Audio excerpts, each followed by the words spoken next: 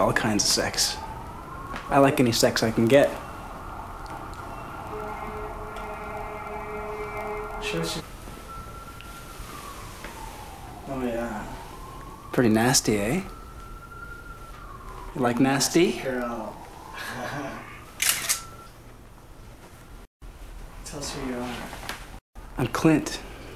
Clint Star. Okay, hold it.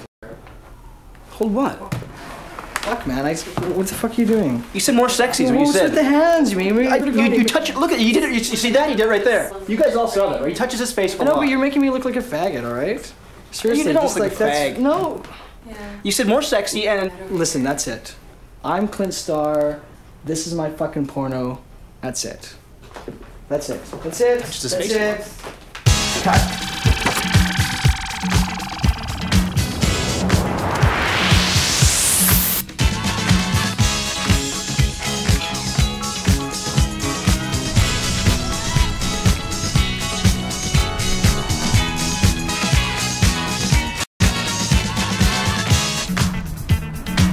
Fuck. Okay, Marcos. Marcos! When I say shoot my ass, I don't want you to shoot my back. I want you to shoot my fucking ass, alright?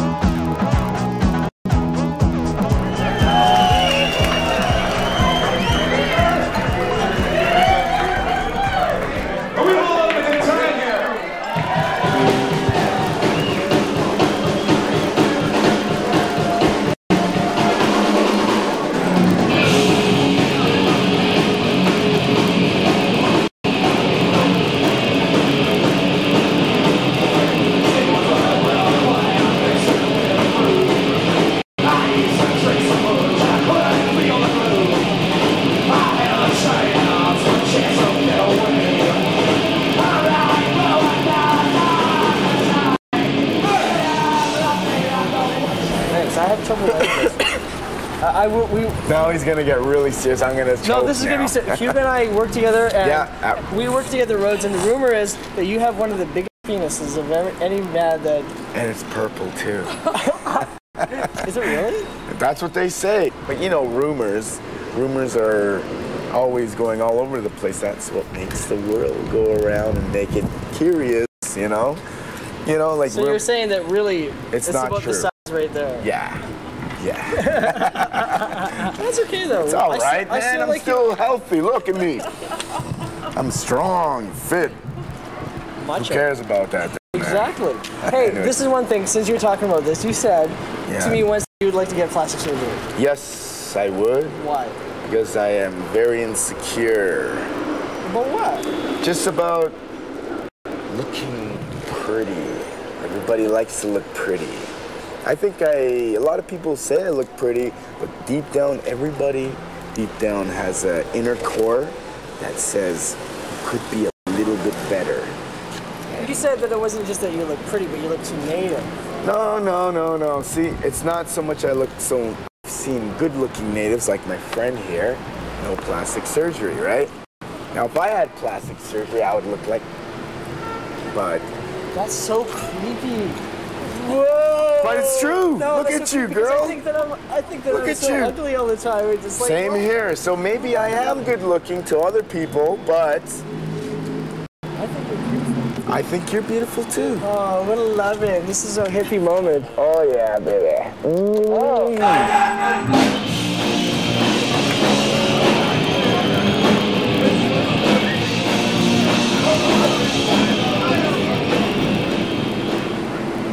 Punk rock, to me, makes me get my adrenaline out, and a lot of my back history of just a I shouldn't say so much garbage because. What are you talking about? Say garbage. What's garbage? Well, just experience of growing up with like you have a certain situation in families that are ups and downs. You know, mine was always down and stuff like that. My mom, okay, when she first coming from an alcoholic family and stuff, I love my mom.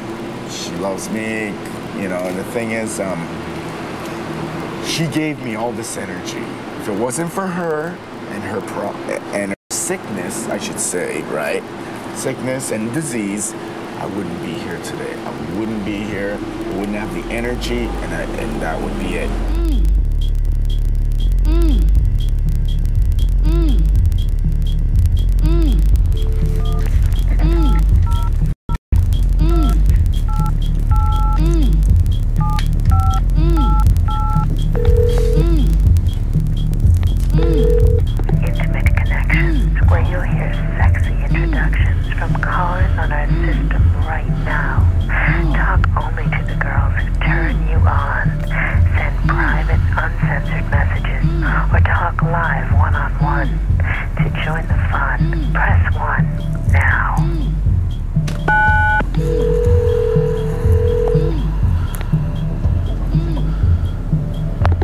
Hello? Hi, I'm phoning for phone sex. Well, you've got the right number. Are you feeling hot? I'm feeling so hot. Okay, I want you to take off your panties. Okay. Can you stick a finger inside? Mm-hmm. How's it feel? Oh, it feels good. Tell me you love me. I love you. Tell me you say I love you, Clint. I love you, Clint. Oh, this is good. Oh. Yeah.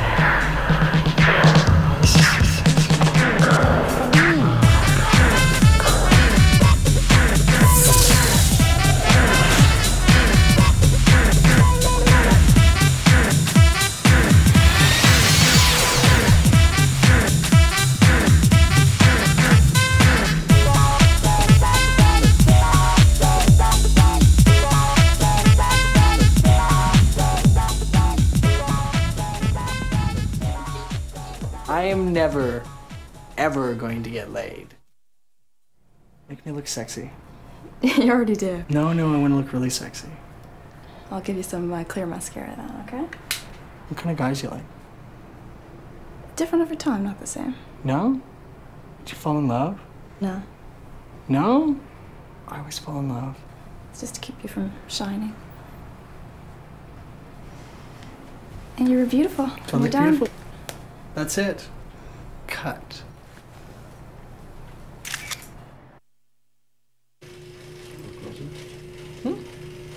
Yeah, that's beautiful. Just a little bit back. Yeah. Oh, yeah. Okay. Beautiful. The mate is just perfect. Good. You see it? No Stevens, 40 Go ahead, Megan. 228. 2-8. I never let anyone take my pictures, which is why I have no pictures. Really? Yeah, you asked me to bring pictures, but I have none because I never let anyone take pictures of me. Wow. We're going to talk about that. No pictures. But I want to ask you, and we're just going to have something simple today, Okay. is to talk about your Swedish and Egyptian heritage. It's Egyptian and Swedish. Is this something that you've researched? Well, no, it's a feeling that I have. Of Swedishness. You just get that certain Swedish feeling. Yeah. When? When? I look in the mirror. Really? Swedish. Yeah. But I remember when I talked to you, you told me that you were Chinese and Scottish. Well, see, that's what I thought. But But then, you know, then I figured out that no, it wasn't that. well, for me, because it seems to me, and I don't know, it seems that you're a native first. I am, actually. I figured out that I was. Really? Yeah. Well, how did you figure that out? I just applied for native status. Did you? I did, and I got it. That's so wicked. So you're a native officially. Yeah. So you're not. That's a bad thing.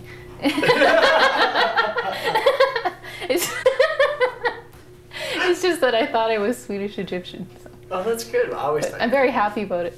I always thought you were native. I think a certain theme that I feel about with this is that maybe you don't like the fact that you're Native. No, well. It's kind of mixed. Yeah. So I'm proud, but there's parts of it that are like just people, the way people perceive you, like when you're Native. yeah. Do you have any? Not always. What do you mean? Like examples? I don't know. I think you're like an alcoholic and a school dropout, and I don't know. Do you like the way that you look? Connect with how other people see you? I think so. Yeah. I think it's probably why I dye my hair. Really? Yeah. I don't like it black. Really? Yeah. Because you look too Indian. Possibly. I think so. Well, I think you're beautiful. Thanks. So yeah, that's the essential thing that we're going to be talking about, I think. It's pretty bad though. Isn't that horrible? No, what are you talking about? You think it's horrible? Well, to want to look like something you're not.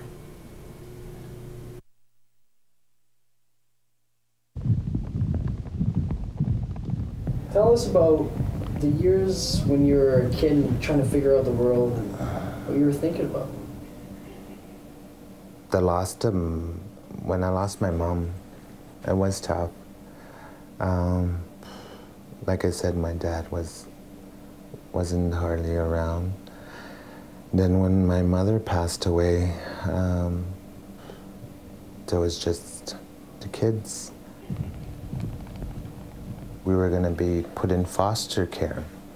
We were going to be split up, but my sister didn't want that. So she took legal guardianship of the kids, and there was 5 boys and 1 sister, so there was 6 of us. I was 9 years old. I was really close to my mother, really close. I couldn't accept it for a few years after she passed away. Why'd she pass away? She got hit by a drunk driver, so it was hard. You know what's strange though? I had this dream. I dreamt that we were living in our own house. The whole family was home. We were all asleep. There was somebody at the door, ringing the doorbell, just ringing the doorbell and knocking on the door. And nobody would get up and answer the door. So I got up, I went to answer the door. I opened the door, and there was this lady standing there. I woke up, and I was thinking about it, and then I realized that this lady was my mother. Well, that morning, I was talking to my sister, eating breakfast, and I was asking her a whole bunch of questions about my mom. What was she like? Did she do this? Just finding out more information. My sister asked me, "Why are you asking me all these questions?" And I said, "Well, I had this dream about her." And I told her this dream. And then she got me all freaked out. You know how superstitious people are about dreams. She said, "Well, maybe she's coming to get you," and I just all freaked out. Oh no, But then I talked to other people in my family, and they said, "I think she's trying to tell you that, not to forget about her, to think about her." I don't know.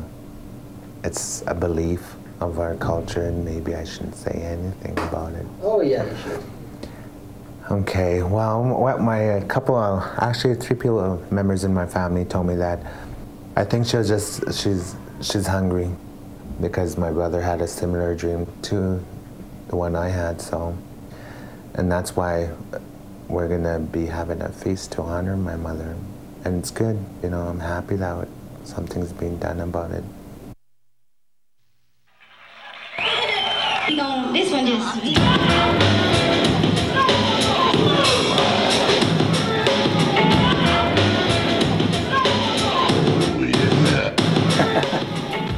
Introduce yourself. My full name, or can I just give my first name? You just give your first name. Michael. Baby. First time we met, we talked about. I said I want to make a Native documentary. No, yeah. Totally. No, I remember this. And and I asked you, "Are you Native?" And I said no.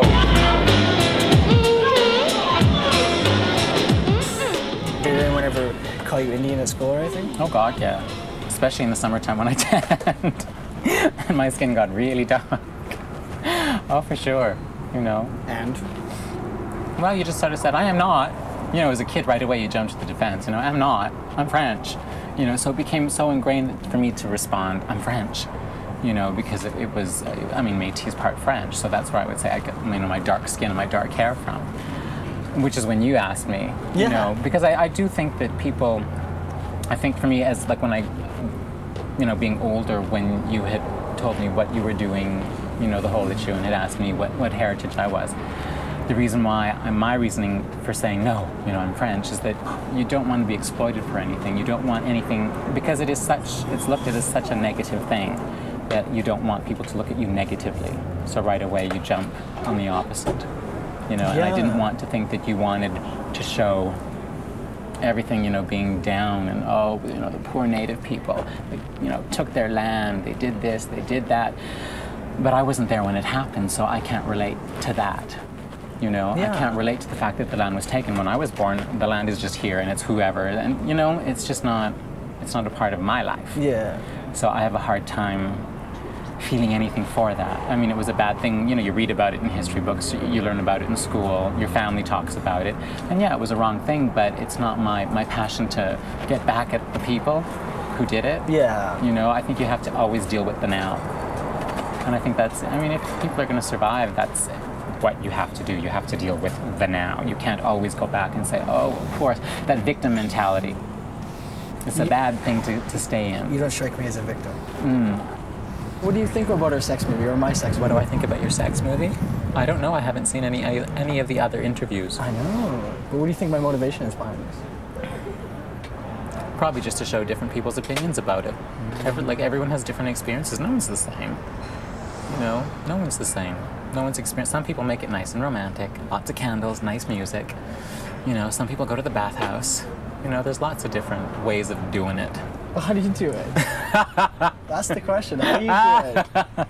That's what we want to know. Depends on the mood. Okay, well... Depends on the mood. It depends on the person, depends on the mood.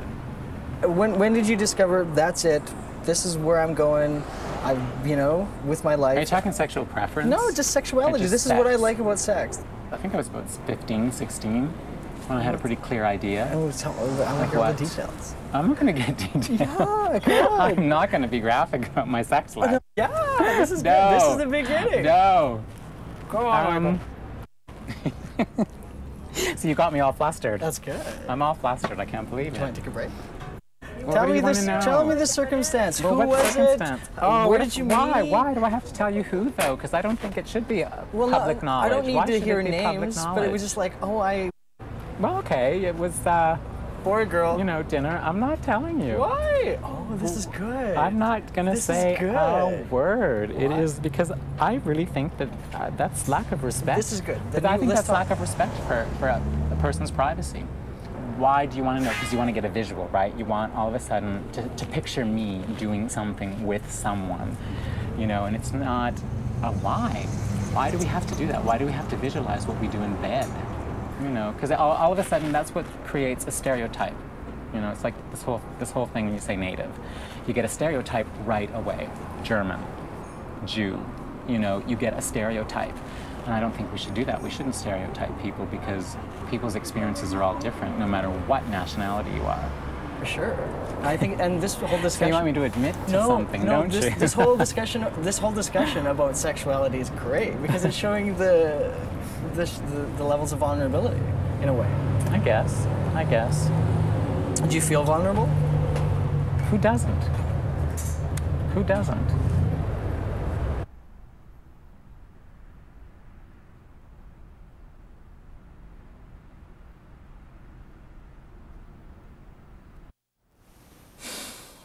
How far have you gone?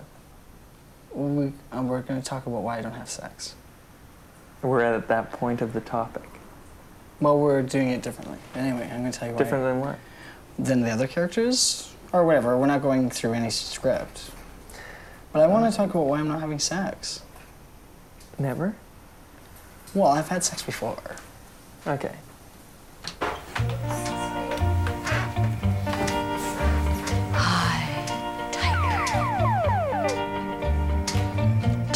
me tighter. I'm really much of a man.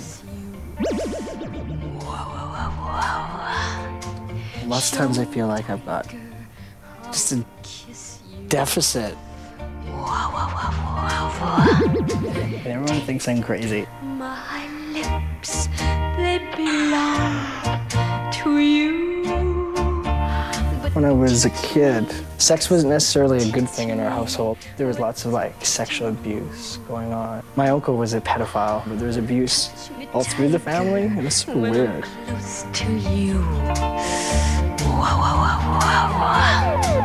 Help me, tiger. I don't know what to do. I know that you could love me too, but show me first. Show me what to do. This is the first love. Okay, start off with this. Zoom into my face. Tell me. And then I'll start. What must Hi, how are you? What are you doing? make you my very own? Teach me, tiger. What are you doing? How to tease You know what I'm saying? You listening to me? Let's go. You rolling? Yeah, All right, good. Go. Then walk back. I'm walking towards you. squeeze you. All of my love I will give to you. No, why? But teach me, Why don't you? Don't stop me. Is it rolling still? or I'll teach Fuck you. off. How about that? Firstly. All right. Just roll it. Good.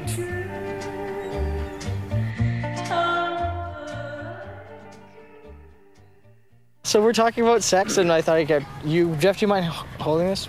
And when was the last time you had sex?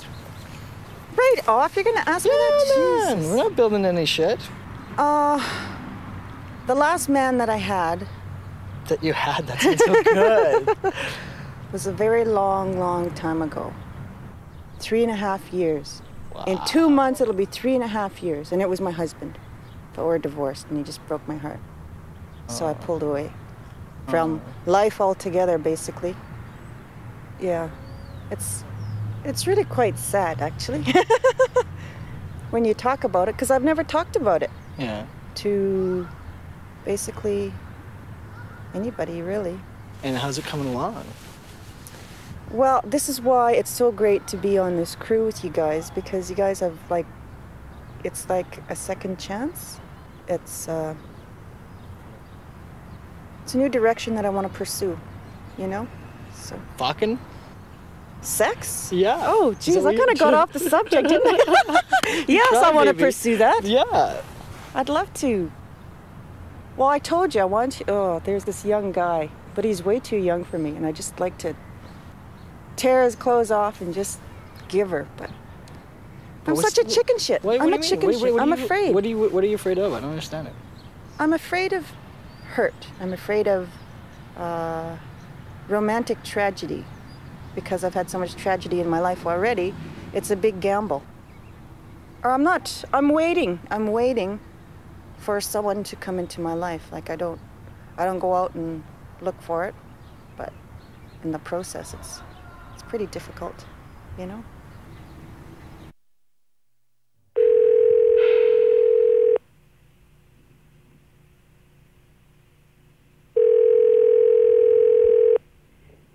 Unit 45, lady speaking. Hi, can I please speak to Harvey Coyote? Who is calling? It's his friend Clint. Give me, I don't know. She's not feeling very well, and I can give you you give me a message, and he might call you when. Actually, no, he said he's waiting for my call. Okay, he has to use the payphone because this phone is busy. Give me your number. Okay, it's Clint, and it's room 334. Room 334. Yeah. Okay. Okay. Are you in a hospital? Am I in the hospital? Yeah. No. Oh, okay.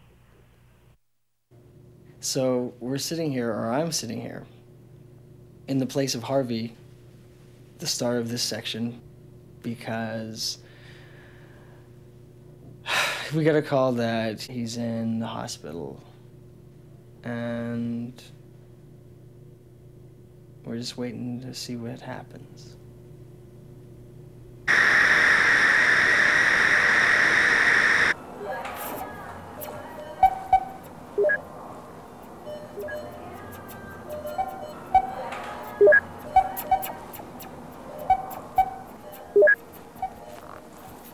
I would like to be a robot. I think it's funny that people in this country make all these funny machines.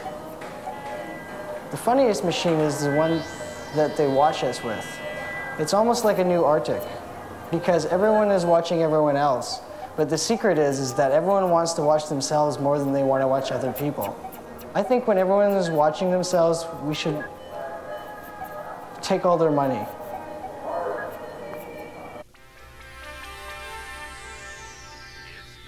Be a robot.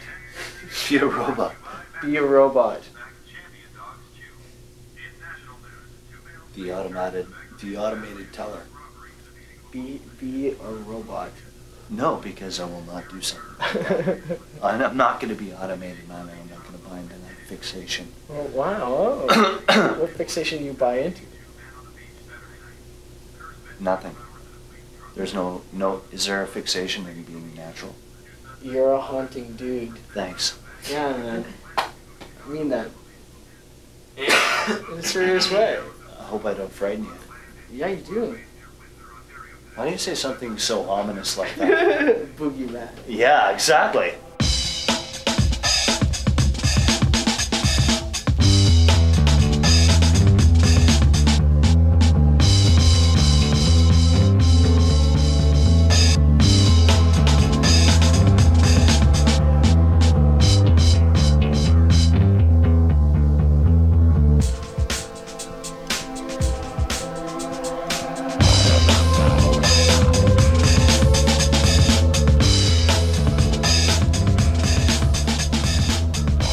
So, here we go, Gerald. Look at all the nice people, Gerald. The giant trip to nowhere land. No way, we're going somewhere. So, you know, Gerald, you're straight, right? Absolutely Are you straight. sure? I always thought you were a fag. Did you? Well, I don't know, you know. What do you look for in a perfect mate? What do you mean? What do you look for in a perfect mate? I don't know. I don't know if there's such thing as a perfect Tell me mate. about your dream date. My dream date? Dream date would probably be with you, I think. So, are you having sex? Yes, I've had sex before, yes, absolutely. Lately? No, not in the last while, anyway. How long? See, probably a couple of years now, at least. Really? Yeah. What's up with that? I don't know. I think, I don't know, I just can't be the promiscuous type. It's not my style, just the one night thing, you know. What are you looking for? I don't know. The real thing. What's the real thing? I don't know, the sure thing. The confidence, the trust thing, everything. The love thing, how about that? Wow. Yeah. You're heavy about love. Yeah, it's terrible, isn't it? No, man, but that's what's cool about you. You're not like, I don't know, a lot of people. What's your deal with love? I don't know. Some kind of electricity, some kind of bond. Something there. There's got to be something, you know. Something that makes it snap. Something spiritual? Sure. There's got to be some kind of bond there, you know. Otherwise, sometimes it's probably just a waste of time, you know. But that's just me. You know? Yeah, that's what I'm interested in. I want to find out about you. I bet you do.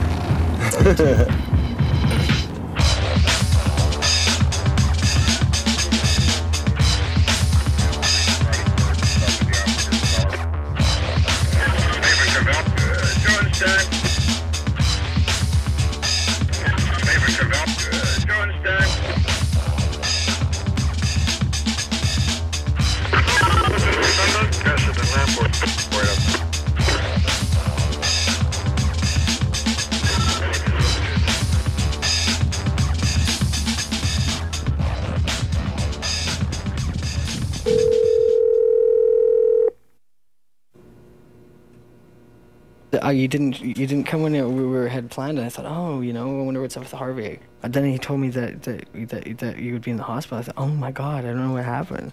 So you don't remember any of it? Oh no.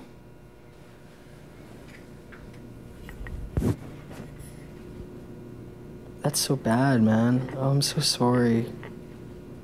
No, I want you to take part. Yeah, I totally think. I will shoot it however you want, but I still think it's really important.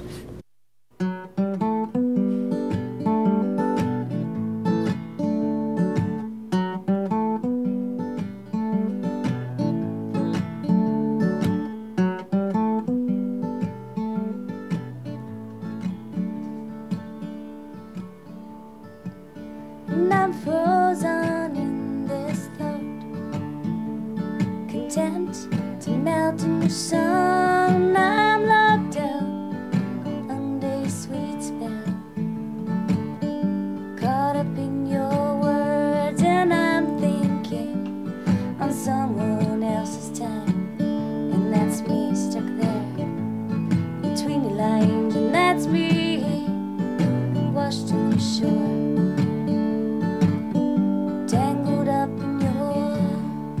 Love holds the best disguise. You would know her. She was in front of your eyes. Don't read this fire and don't give it strength. You know you can't come back to this again. To this again. No, no. To this again. No, no. To this again. All right, here we go again. No, what I am thinking is, back of my head. she can sit down in your position, and you can sit down in her position, so Yes. she will be noticeable. Good. So much for your psychological. We Oh, you still fuck. running, we still running. I know. Same as that there. I'm gonna rigidly look this way. You would have a chance to look at me.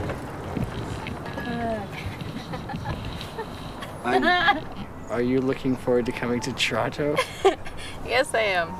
Have you ever been to Toronto? No, I've never been there. You've never. No, I've never been on a plane. Been to Saskatchewan. It's about as far east as I've gone in Canada. I was born in Prince Rupert, BC. And then I was adopted when I was 3. And we came to Edmonton. And I have an older sister and 3 older brothers. And I'm the only adopted one. So they're non-Aboriginal? No. What was that like growing up? Non-Aboriginal, Aboriginal and non-Aboriginal house? I don't know. It was okay. Like, I don't know anything else. Like, I have nothing to compare it to, so it's kind of hard. Like, I don't know what it's like to grow up in an Aboriginal house. Yeah. So it's the only existence that I know of. Were you aware of So- yourself feeling different than your brothers and sisters? At times, like, there were times when I felt just like them, and then, you know, I'd look in the mirror and be like, whoa, I look a little different than these people.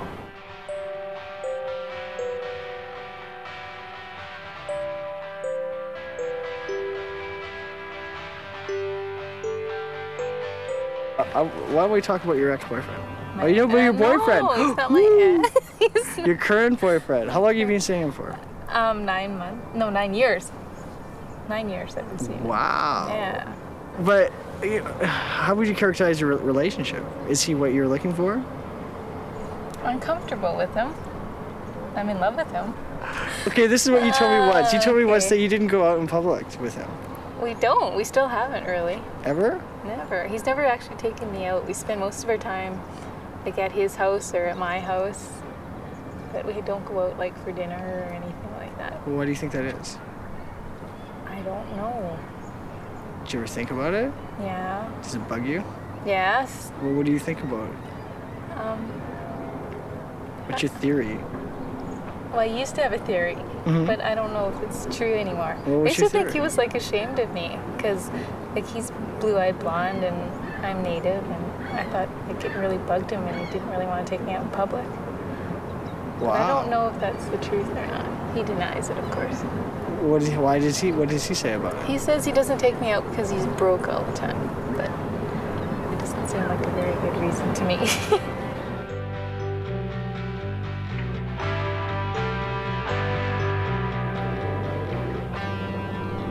Maggie? Yeah. Why did you stop drinking? Why did I stop drinking? Because I always used to get into trouble when I drank. Give me examples. Give you an example?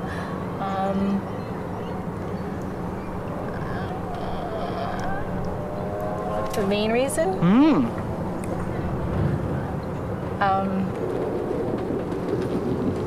A long time ago, before, like, one of the times when my boyfriend and I weren't together, that was before that, I think, before we were together. I was going out with this other guy named Tony, and we went to a party, and I was trying to drink him under the table, and I got really wasted, and I into unconsciousness, and then these like 3 other guys at the party raped me. No. Yeah. So. That's so bad. Yeah. Oh. That sucks. How have you dealt with that? I don't know, it just sort of went away. I didn't really do anything about it. Just went on with life. I just vowed, you know, never to be in that position ever again. That kicks ass. So, I never get drunk to that point. Like, I never drink anymore, so. You're the best. That's all I want to do today. Yeah? Yeah, what do you think? That's good. You kick ass.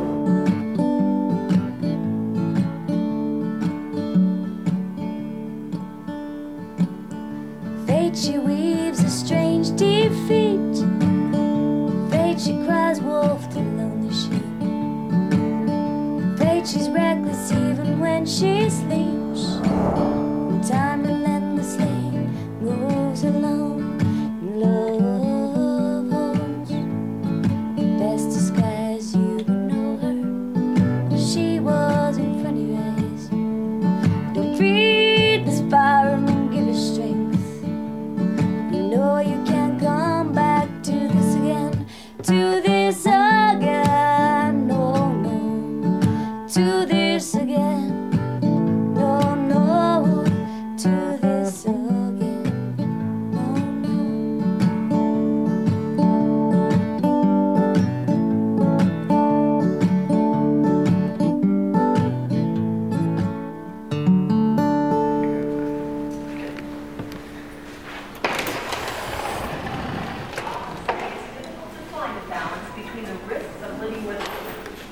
I'm looking for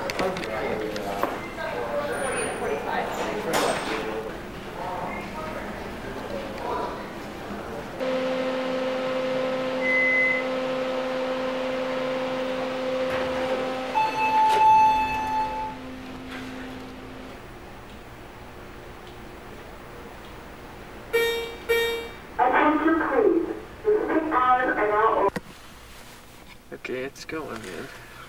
Okay. So man, it didn't go that well because Harvey's so fucking, oh man. So I don't know. His like whole eye is shut, close shut, and he has scars, and his arm's broken, man. So I don't know. It's kind of heavy. So he just went to take a bath or whatever, and I told him I'd stay and talk to him, but I can't take his picture. No way.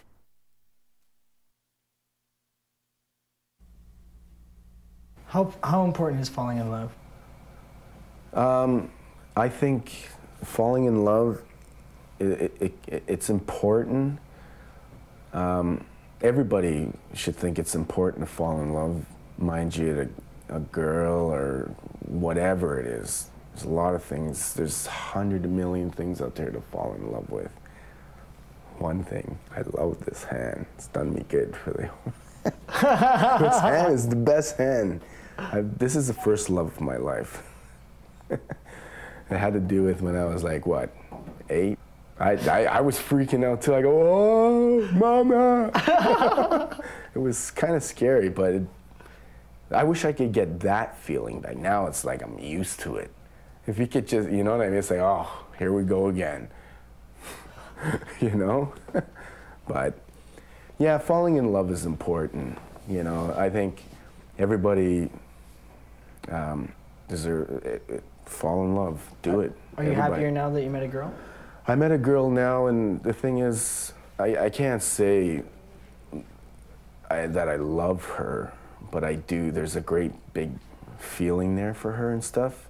And that, you know, it's just, you know, she told me she loved me when she was drinking and stuff. And I looked at, but people talk the truth, excuse me, when they're drinking, right? So, you know, I know she loves me.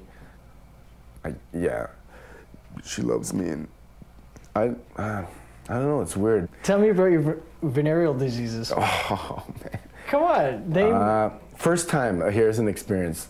First time I was seeing this girl, and what had happened is I'm with her, and she goes, oh, Hugo, we gotta go out and we gotta talk and stuff. I'm like, oh no, I'm gonna be a father and stuff. And she goes like this, I have something, and I think you might have been exposed to it, and here's this place where you have to go. It's called a hassle-free clinic. And this is when I was like, what, 18, 19 years old. And I'm going, oh, what's going on? And the next thing you know, it's like, here I am in the middle of the gay community, and I don't know anything about that stuff and that. And I'm like, holy shit, what the hell am I, what did she get me into? So I'm there, and they did there's 2 swabs they do. The big ones is not as bad as the little ones. The little ones really burn, right? And I vowed I go never again. But one thing about the hassle-free clinic, no problems. You go there, they treat you. That's the best place to go. If you're ever in Toronto and something happens, you better go there because they treat you right. So I went there, and I've been there ever since. How many times? At least 5. Why didn't you wear a condom? Because I think I'm made out of iron. I don't know. No, I'm kidding. Do you not care? Yes, I do care, but... You don't... Okay, it's not so much about... I do care and stuff, but I'll be honest, I'm just human, and the thing is, when you've had a lot of drinks and stuff like that, and you know, push comes to shove, next thing you know, you're in there and doing it because, you know, alcohol, you know, sometimes it's just like that, you know. What about your dad? What's up with that? Okay, this is the story about my dad. Sorry, Mom, I have to say this, but okay, for the longest time, I thought I was Swedish, you know, from Sweden, right?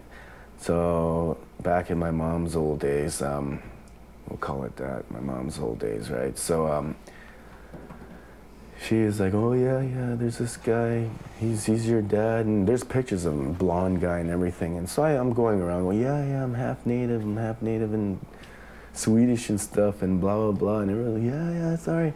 And one day my mom came home, back in her old days, I was like, you really want to know who your dad is and where you come from and stuff? And I'm like, yeah, I want to know because I won't be upset. I won't be upset because I don't care what you tell me because you kept me till I was 25, fed me. You were by my side and stuff. Why am I going to get pissed off at you because of one little thing you did? You were there for me all my life, right? So, you know, you can't mess with that. That's like under lock and key, right? So anyway, she goes, okay, the guy that you think is your father is a guy that I was going out with before you were born. And we had a fight one night. So I went out over to Dave's place. So my dad's name is Dave. And we had a one-night thing, and that's when I became, you know? So I'm here because of a fight. I'm here because of a fight. So anyways, so she told me this, and I was like this with my face. You know, like, what am I to do? What should I do? What should I do this? But nah, I told my mom, it's no big deal. You were there by my side for the last, 20 years, whatever. The thing is too, my mom says, look, if you ever want to meet your father, anytime. You know what though? I don't want to really, you know, because I figure 25 years without having a father, it's a different kind of world, you know what I mean? Whereas growing up with a family, like with a mother and dad, what's it like? Like, okay, I depend on my mom, and that's it, right? Imagine having a father, you know, like, you have two, but it's kind of weird. I look at people with big families like that, it's like, it's like, well, it's respect and everything, you know, that's, you know, we're from a dysfunctional family. That's what I'm from, right? That's what they say. But when I look deep inside, we're not dysfunctional. We're just normal, but, you know.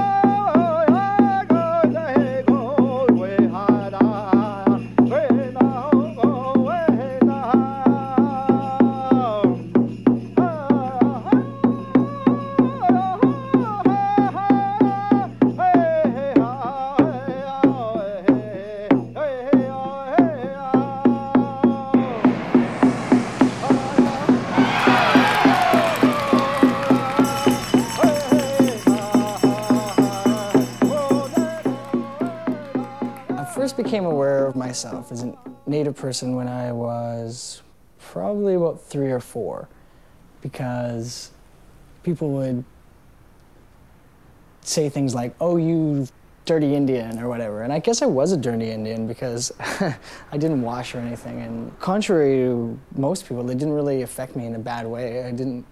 It wasn't, they called me Indian and I was horrified. It was actually that for once in my life, I felt like I almost belonged something. So when they called me these names, it's like they made me magic. Because I was part of something that was bigger than me, bigger than just my smallness.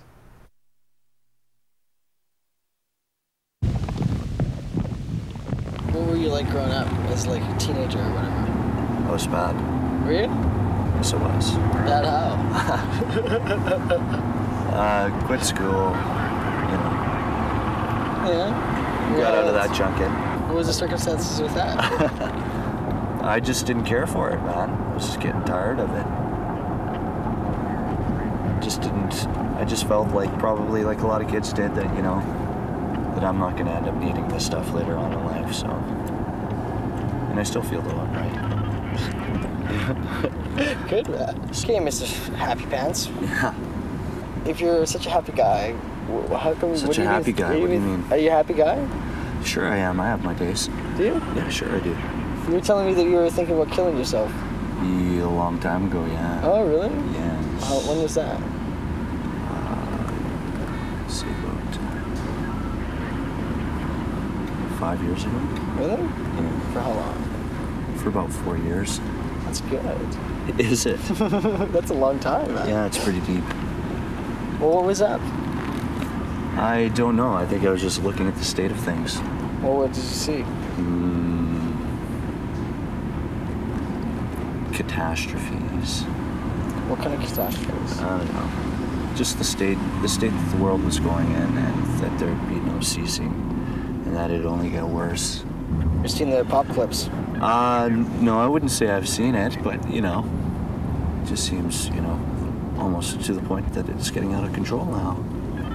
And that sooner or later it's just going to come to a head. And that's what you're thinking about? Yes. Yes, that's what I was thinking about.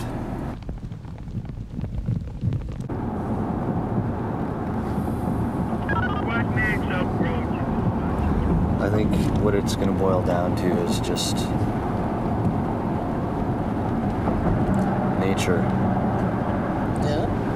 Yeah. I think that's what it's going to boil down to. Nature just taking care of its own. Yeah? Yeah. What do you see That's all it's about right now. Explain that. It's just like, you know, it's just native belief. You know, the planet as a whole. You know, it just seems to have a way of taking care of itself. You know. How did you ever get connected up with that? Hooked up with that shit? I don't know. I just fell upon it, man. Just curiosity. It was like his natural envy. Yeah, sure. Absolutely. I just found it overwhelming. Nature in a whole, you know, whole entire spectrum. What do you see up with you? What's your future gonna be like, man? Where are you going from here now that you're not depressed anymore? On, I guess. Just go onward. Onward where? To wherever the road takes me. Wherever I go. Wherever I end up. That's where I'm going.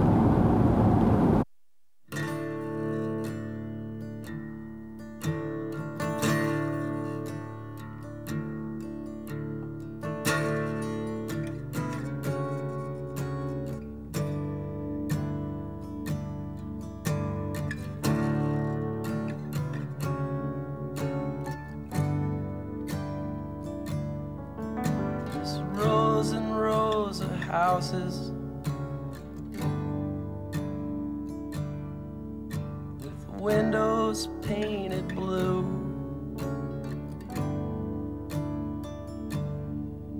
with the light from the TV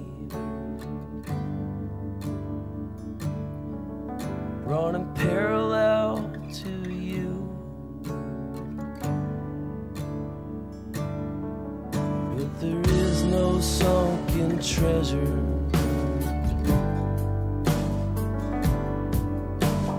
rumored to be.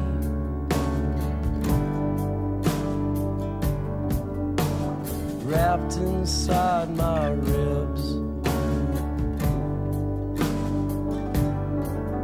in a sea black with ink. What happened? We were waiting for you at the hotel. Tell us what happened with that. When I got into an accident, I kind of got hurt, so I kind of broke my shoulder in a place, and then I broke a rib, and then I broke a cheekbone, so, but I'd rather not get into that right now. When did you find out about you were gay, or when did you first clue into that? I think I clued in when I was younger. I had a hard time coming to sense with it. I even, in my mid-teens, I even tried to commit suicide because I didn't want to come to realize that I was gay. Really? Yeah, so, and plus on the reserve back then, the majority of people were quite religious. And you know what religion says about gay people. So it's hard. I still feel like I'm yet to live. Although some people say that I've lived a lot, we've traveled all over the place. But for me, I just feel like nothing has really happened yet. Not yet.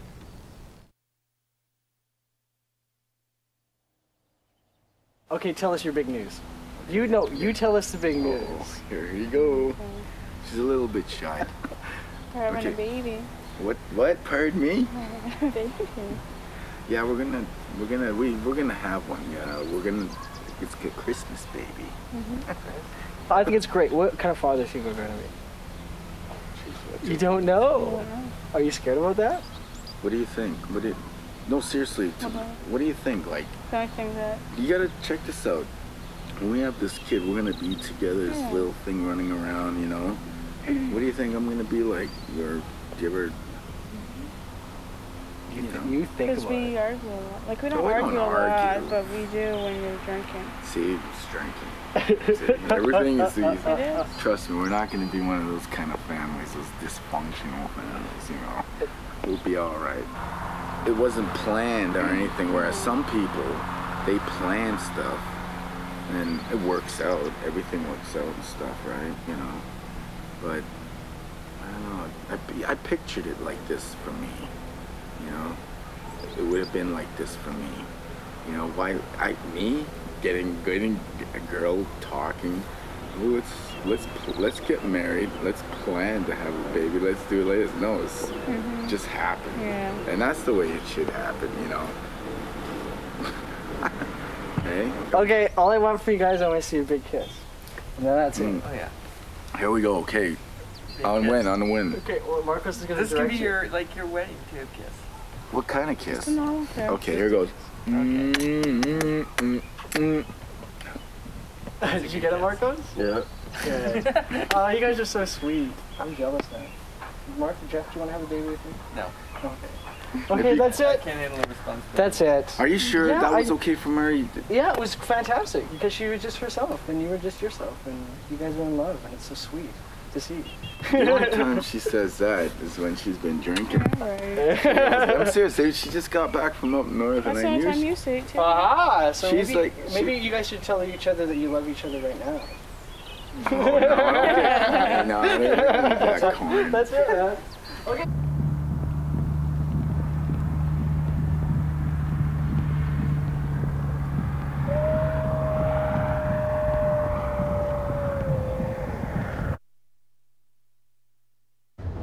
Since this movie is about Native identity in a way, tell me when you first became aware of yourself as a Indian person. Oh, that came very early on because I grew up in the city. So the only native people around was like our family and a family that lived like a few blocks away. And so like going to school, of course, you know, you run into a lot of discrimination, you know, blah, blah, blah. Same old, same old. Give examples. Well, you know, just being, you know, called dirty Indian or whatever. Are you a dirty Indian? I don't believe so, Clint. And so how did your Native identity develop from there? Well, okay, there was like me and my brother, we were really, really good athletes in the community. Like we were like the better athletes. So people had to accept us because we were good for their team. Because we were, you know, oh, that's cool. Not so bad, not so bad. So we became accepted that way. We were a mom and dad never drank or anything like that during all the like 25 or 20 years that we lived in the same house. So we became known as the good Indians down the street. Well, how were you as a kid? Describe what it was like growing up and how you were. And... How I was. Oh, I was all right. Well, because we started playing like our sports like when I was 5 and my brother was 5, and so it was a happy time when we were like pre-puberty, I guess. I guess when puberty set in, kind of got all whacked out of shape. Like what kind of stuff? Well, at that time already, I had already so much anger, I guess, because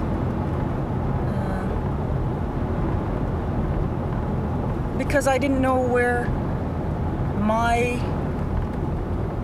own spirit belonged in the world. Where's the high beams on this? Sorry, guys. Try and pull it back. Pull your that thing back. Oh, okay. So I didn't know where I belonged in the universe. Yes. So to me, it's like I know I'm intricate to the universe. I'm absolutely necessary here, but I don't know why. I don't know why. And that's a really good way to make yourself crazy, is to ask why. So I try not to do that. But then I'm guilt-ridden. So it's bizarre. What are you guilt-ridden about? That my family had to live under those perceptions, fear, you know, like once we became the good Indians down the street, then, you know, that's how my dad wanted it to be, you know, as well as all of us, you know. It was all right, but at a moment's turn, anybody could turn on you. Like we'd get up in the night or mornings and like a car would be egged and tomatoed and all that kind of stuff. So it's kind of weird driving through town when you can't see nothing and gotta go to a car wash. All that shit on your car. Yeah. So little like stuff like that. at the time I really didn't think about, but as I grew older, I became angry about it because it kind of pissed me off. Yeah. What kind of it was things piss hurtful. you off? What kind of things? Just non-acceptance. Non-acceptance in this society, non-acceptance back at our own reserve. I felt that I wasn't, accepted, but then I left the reserve when I was 2 and came and lived in Edmonton, and that's where everything stopped. what do you feel about your mom and your dad? They fought like hell. Like, Dad was a very violent person, and Mom was the glue in the family. She was a loving person, but an abused person. So as much as we couldn't talk, she could never talk because she was, that force in her life that was kept on getting beaten on, So she did what she could. Dad was, I think that he was a sexual addict. He had numerous affairs, and I'm sure that Mom got a few good lickings in her time because she wasn't beautiful enough or enticing enough to him, or just because she didn't get breakfast on the table on time, We came out traumatized out of our childhoods. That was probably the biggest reason why my brother suicided, because we didn't have the survival skills to be able to live in this society today. I think if it were a different time earlier, my brother would have been a great, person. And I know why he did it, because, it was either him or I, and it happened to be him. What do you mean it was either him or you? Well, because I've been suicidal. I guess I had been suicidal since about 14. And I know he was too. It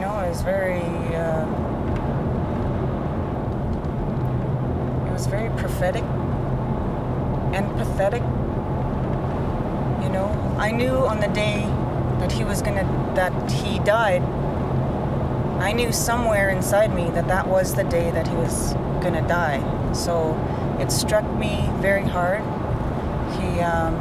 He shot himself I'd say about 45 minutes after we argued, him and I, So it was like, your life can be changed in hundredths of a second, and that was just the bullet going through his brain. The following days, it was very unreal because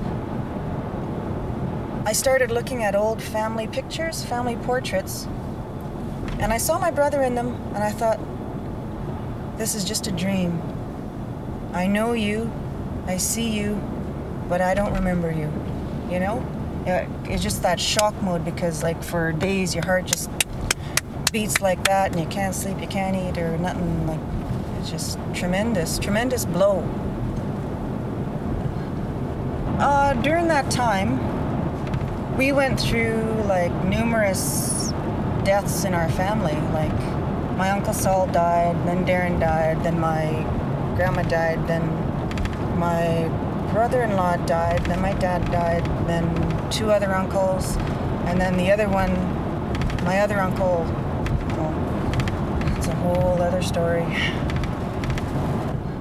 On top of that, I was going through a divorce, so to me it was like I lost every male person in the world died on me, and that's how I felt. Hence, my fear. I have a great fear of men, but I can't do that because my son is a male. My son is my son, the light of my life, as well as my girl. My girl is fantastic. Well, how does your fear of maleness translate into sex? Has it always been present? Because my husband was molesting my daughter. So, and that happened while everybody was dying off, there was my husband. So during all this time, he was, trying to fondle my daughter and whatever. There was no like intercourse or anything like that, but eventually there would have been, you know. And there was a lot of tension in the home right now. Me, because I'm crying and grieving over everybody, and my daughter and my husband are fighting. So I finally asked Sarah, you know, I said, what's going on? Tell me. And she told me. And right the very second that she told me, my marriage was over. And I hated that because I loved my husband with everything in this whole universe I gave to him. And it was just a complete betrayal. So, I don't know, my celibacy, I guess you would say, comes from the hurt out of that, and my fear to get back into something for fear that my children will get hurt again. I know what you mean when you, the love, and everything falls apart. It's hard to make sense of the world at all. Did you find that? I haven't found sense in the world, and that's what I'm really upset about, because I worry about the things that happen on Earth, that happen to the Earth, because my perception of this society, this generation, is that it's the annihilation of the world. You know, technology will never stop, it'll keep on progressing. Overpopulation in the world, we won't have enough resources to feed everybody, even make clothing, you know. People are getting larger, we have giants now. You know, I worry about all this kind of stuff. There's gonna be a war about, you know, the Canadian freshwater lakes, you know. That's what I believe. I worry about the prophecies. But the biggest is, as long as I get laid before the new millennium. God! Well, you got 3 takers right here now, eh? Hey, can we take a quick pull over? Yeah. I have to pee. I gotta pee. Pulp Fiction. Okay, do you want? Hey, let's take a break.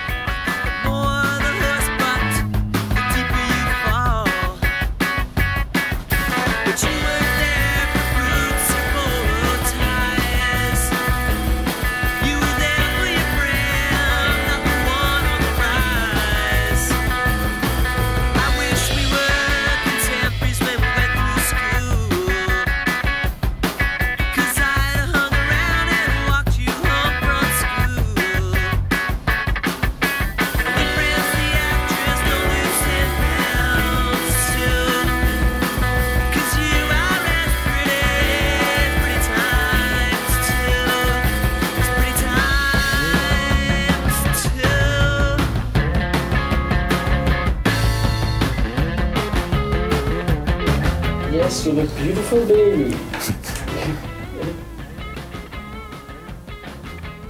Here we are.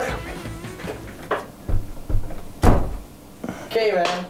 Well, the last time you were in, Yes. I was on medication, so I wasn't happy with the first shoot.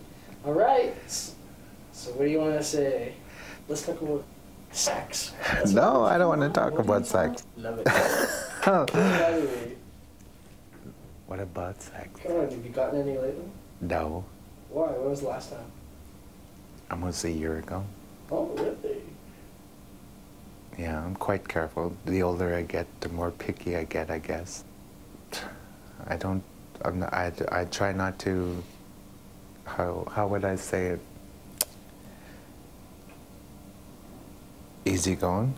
The word I tend to use a lot is easy. I tend to try not to be easy. But AIDS is kind of a concern in the reserve, isn't it? yes, AIDS is a concern now. How much of what? They say it's going to be a major problem, especially for the younger group. Do you see a lot of that in the reserve day to day? I see it. I have to deal with a few people that do have it. It's hard. It's hard to see a person who is infected. And it makes you think. Makes you think of what you would do.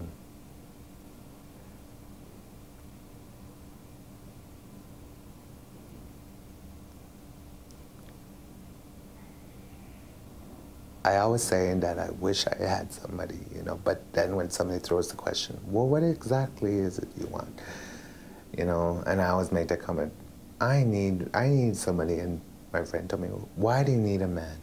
What's there for a man to do? You don't need a man, you just want one, you know? So basically, maybe I just want one, I don't need one, but I want one. Like I said, I'm searching for someone. I know there's somebody out there, just haven't found that person yet.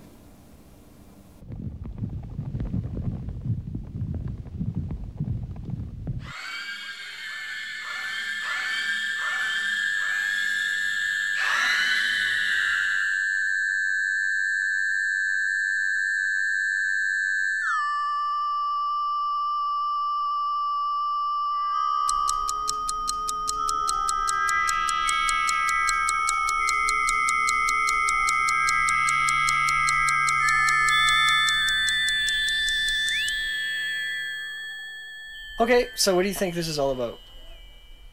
What's your theories? I know, come on, deep down. Dig deep. I just think it's about you. Good. Well, what do you want to say to the world about me? This is my wacky son, Clint.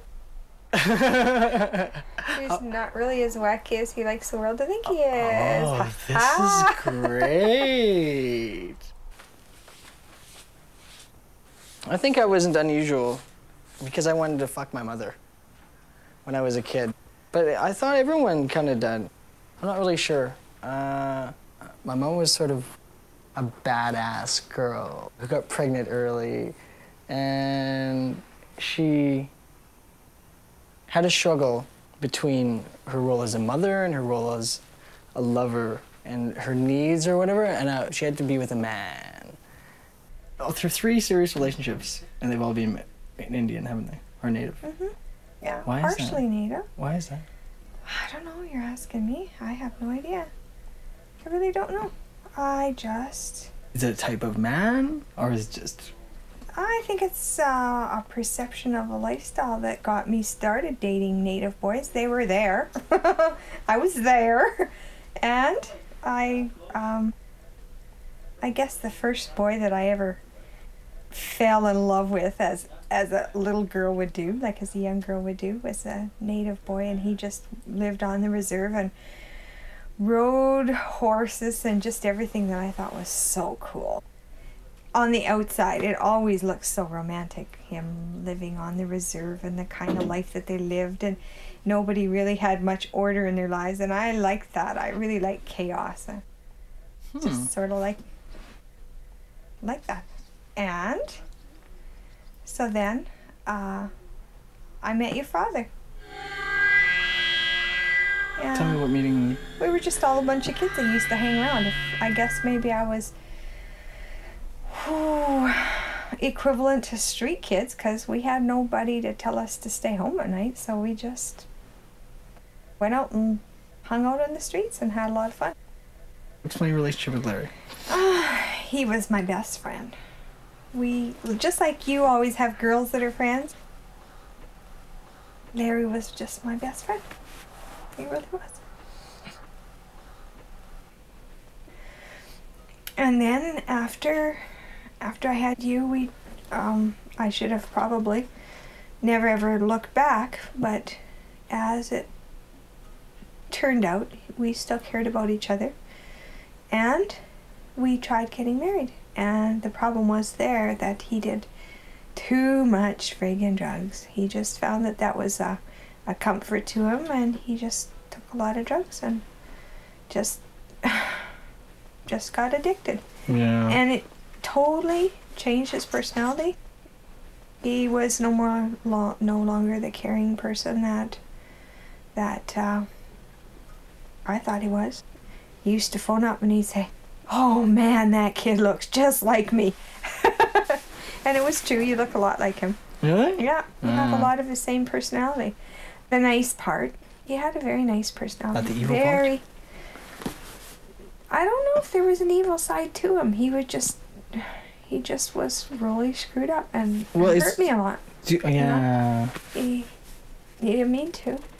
It's just the way it was. Just the way it was. I never knew my father very well.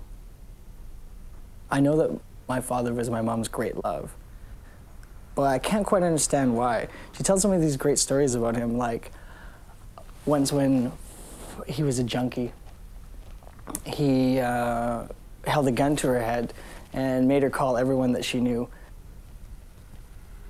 for money.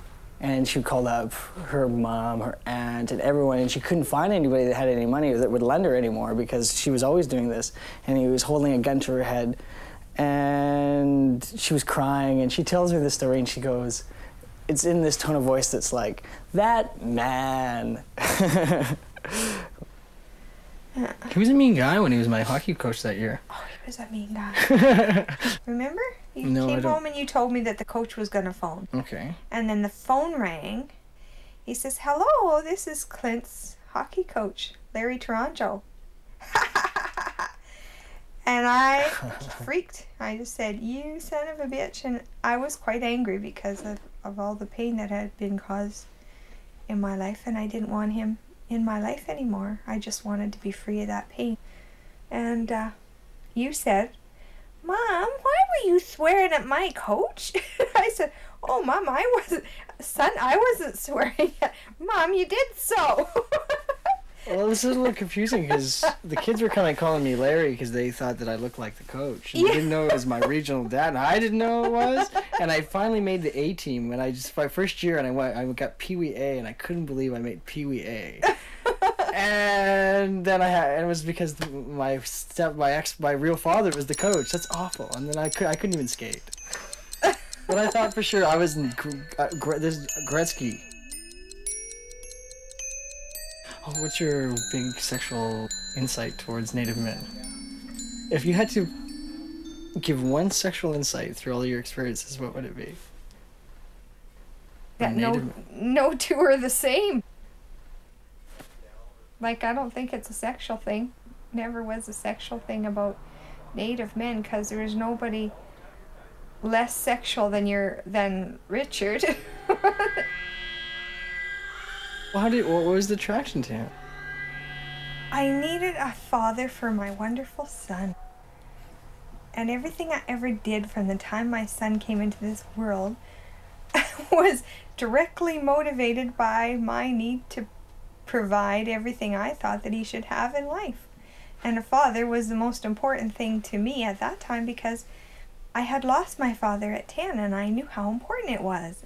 And to go and make a mistake like having a child without a father was a gross error, and I wanted to rectify it. And the best way I thought I could rectify it was to marry somebody that looked to me like they were wholesome, kind, and wonderful. And sexuality or my attraction to him had absolutely nothing to do with it whatsoever. It didn't ever seem like you guys had a good marriage. Well, we didn't. Well, why did you stay together for so long for? Because I wanted to raise my son. Yeah, but he was such a prick. Yeah, well, I thought he was good for you, though. Oh. I really, honestly, in my heart of hearts, would never have stayed if I hadn't have thought it was in your best interest. I hated him. I still have dreams about him all the time. Really bad dreams. I didn't realize that he was cruel to you. He was a weird cat. And yeah, he was different when he was around, when you were around. I think so now. Yeah, he was... I think so now. I didn't think then. I love you lots too. Oh, boy, do I ever. I appreciate you. Yeah, I appreciate you too. You're a good mom to know. You were. You're the best mom. I'm glad. That was a good mom. I beat myself up so many times. I thought you were the best mom. I really do. I sure tried. Everything I did. That's true. Everything I did was I did for you, and that's what I was going to say about Walter. Walter's what I did for me. Start moving. Ooh, close. That was close. Yo. He's gone. That did the trick. Wow, that was close.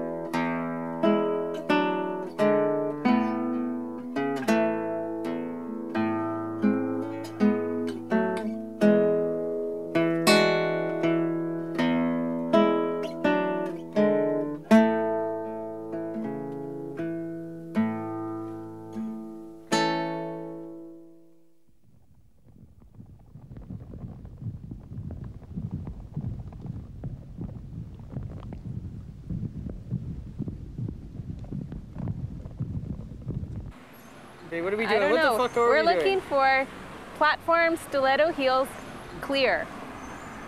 On So, Queen Street. Cheap hooker look. Somewhere. We're going for it. Yeah, that's basically it. Okay, let's do it.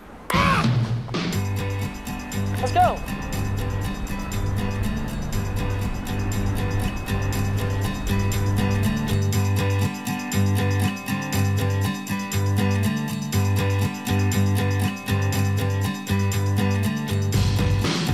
So we're here at Yonge Street, beautiful downtown Toronto, and we were looking for, again, platform stiletto heels that are completely clear. Why? Because they look funky and cool and rock and roll, and I just like that. Sexy. Yeah. Would you see yourself sexy? Do you think of yourself as sexy? No. No. I don't know. I just don't think so. When you're having sex, do you think like, oh, I'm not sexy? Yeah, all the time. Really? Yeah. So you always feel like very self-conscious about what's going on. I'm like, you have sex with the lights off? Yeah, I like to, but he doesn't like that. So. He must look at your beautiful body. Yeah, he always wants to, and I let him sometimes, but.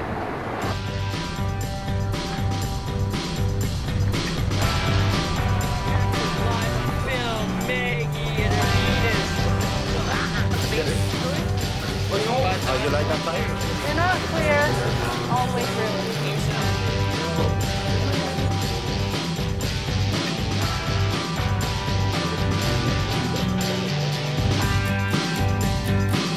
What kind of guys do you like? What kind of guys do I like? Yeah. Kind of badass guys. Guys that always got in trouble in school. Those kind of guys. The partying guys. How did you do that? Because what's your father like? My father is a preacher and a professor of theology. So. So how did you develop your your attraction to badass guys? Maybe because it's so different from what I am. Because like I don't smoke, I don't drink, I don't do drugs, I don't party all night long or anything. And so it's such a contrast. I find it really interesting, and I'm just attracted to that, I guess. I don't know. I'm fascinated with like the rock and roll lifestyle. Like, I don't know, Pamela Anderson. She's with a bad boy too. Tommy Lee, not anymore, but she was. Do you identify with her? Yeah, she's like my idol. Do you feel sorry for her? Yeah. Yeah, I think she's looking for love. She can't find it.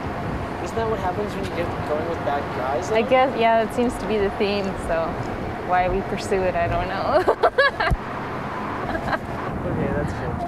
That's good. That was really good. What about my final statement? Oh, you thought you'd give you a final statement? No, I want to go to school, go to university, computer programmer, married, have kids, and live happily ever after. And where do you see yourself, inside yourself emotionally? Where do you want to go with it?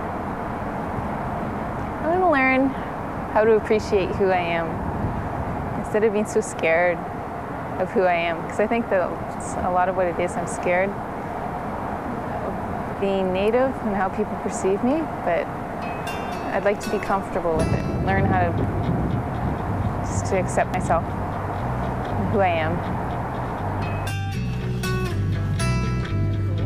Now you're going home. You glad to be going home? Yes. I mean, I love my state. I want to go home. We're gonna miss you.